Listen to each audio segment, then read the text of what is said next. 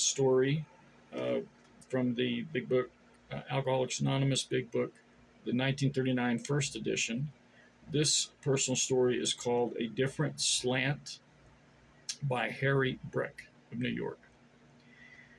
I probably have one of the shortest stories in this whole volume, and it's short because there's one point I wish to get over to an occasional man who may be in my position. Partner in one of this country's nationally known concerns, happily married with fine children, sufficient income to indulge my whims and future security from the financial standpoint, should paint a picture in which there would be no possibility of a man becoming an alcoholic from the psychological standpoint. I had nothing to escape from, and I'm known as a conservative, sound businessman. I'd missed going to my office several times while I tapered off and brought myself to sobriety. This time, though, I found I could not taper off. I could not stop. And if I had to be, and I had to be hospitalized.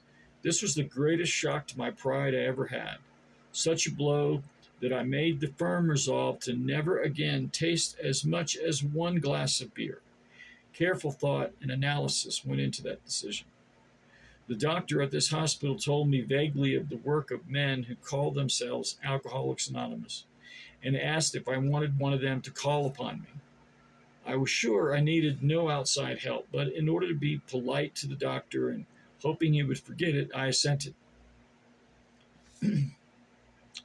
I was embarrassed when a chap called at my house one evening and told me about himself. He quickly sensed my slight resentment and made it plain to me that none of the crowd were missionaries, nor did they feel it their duty to try and help anyone who did not want help.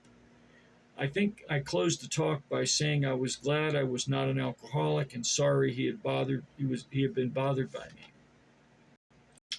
Within 60 days after leaving the hospital the second time, I was pounding at his door, willing to do anything to conquer the vicious thing that had conquered me. The point I hope I have made is, even a man with everything from the material standpoint, a man with tremendous pride and the willpower to function in all ordinary circumstances, can become an alcoholic and find himself as hopeless and as helpless as the man who has a multitude of worries and troubles. Join me in the Lord's Prayer. Our Father, who art in heaven, hallowed be thy name. Thy kingdom come, thy will be done on earth as it is in heaven. Give us this day our daily bread, and forgive us our trespasses as we forgive those who trespass against us. Lead us not to temptation, but deliver us from the evil one.